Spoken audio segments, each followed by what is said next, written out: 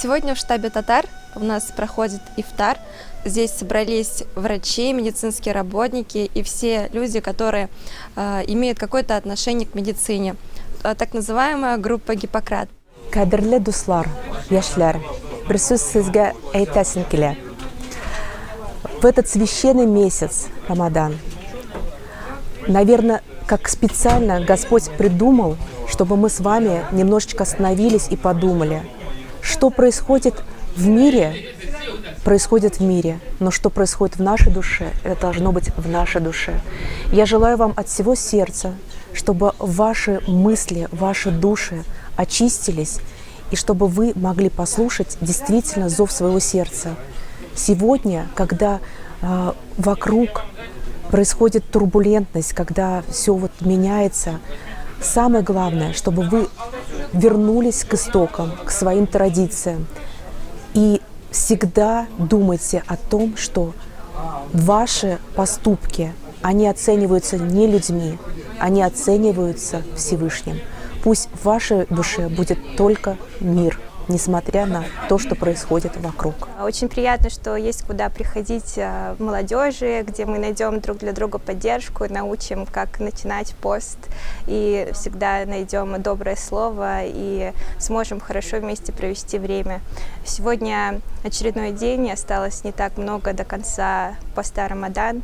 Надеюсь, наши молитвы будут услышаны, мы и дальше будем продолжать вместе собираться и проводить прекрасные мероприятия, как и сегодня. Сегодня прям вот душа радуется, священный месяц Рамазан уже разговение, ифтар.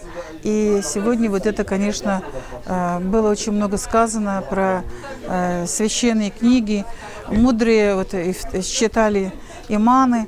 Конечно, это очень тревожно, и хочется, чтобы молодежь очень серьезно к этому прислушался, и в такое тревожное время, тем более, особенно это важно, чтобы вот этот дух проснулся к истокам наших предков, чтобы вот молились за весь мир, за всех, за себя, за детей, за родителей, за вообще молодежи призываю, чтобы все-таки как-то, как уже природа была создана нашими предками, мы должны помнить о том, что мы должны оставить наследие своим примером, о том, что нас передавали наши родители. Очень хочется пожелать, чтобы они все-таки, наша молодежь, вниклись к этому и продуманно, проникновенно, понимая и сознавая, начали изучать Коран, Библию. В общем, это очень важно.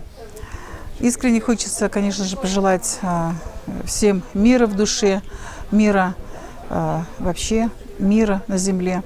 И еще раз всех с праздником, молодежь, будьте, пожалуйста, трепетно к этому. И мы, как родители, конечно же, тоже призываем и обещаем показывать себя своим примером.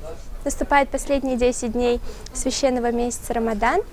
В одну из ночей наступит ночь Ляулят аль-Кадр. Это очень важная ночь в жизни каждого мусульманина.